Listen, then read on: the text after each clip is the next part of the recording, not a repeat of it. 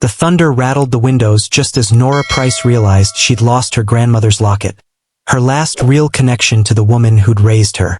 She tore through her small apartment in downtown Seattle, searching under cushions, behind shelves, even in the pockets of coats she hadn't worn in months. Nothing. The storm outside only amplified the storm inside her chest. She retraced her steps to the cafe where she'd studied earlier. The place was nearly empty when she pushed through the door, breathless and worried. A barista she didn't recognize was wiping down tables. "Hi, sorry. Did anyone turn in a silver locket?" she asked, voice shaky. The barista paused. A locket. He thought for a moment. Actually, yeah. There was this old man who found something on the floor earlier. He left it at the community shelter across the street. Said he was heading there anyway. Nora didn't expect that. She hurried across the street through the rain, her mind racing with 100 what-ifs. When she entered the shelter, warm, crowded, and alive with the smell of soup, the director looked up from a clipboard. "I'm looking for something someone might have brought in." "A locket." The director smiled. "Oh, Thomas found that. He's in the common room." Nora followed her to a quiet corner where an elderly man sat repairing a torn jacket with careful, wrinkled hands. When he noticed her, he stood slowly. "You must be the one who lost this," he said, holding up the locket.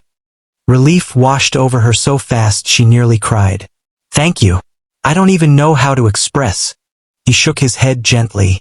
"It looked important. I figured someone would need it back."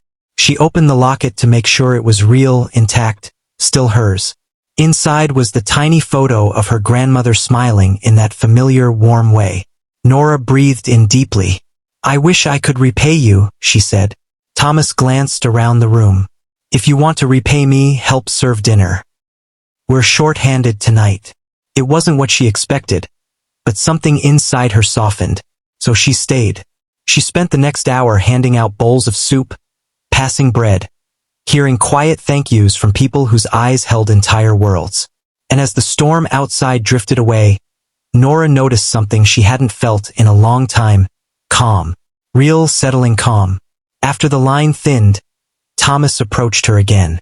"Funny thing," he said, smiling. "Sometimes you come looking for one thing and find something completely different." Nora looked around at the people she'd just served, the small moments she'd witnessed. An arm around a friend, shared laughter over nothing at all. She realized her heart felt lighter than it had in months. She closed her fingers around the locket and finally understood. The piece she'd desperately been searching for had nothing to do with what she lost, only with what she chose to give.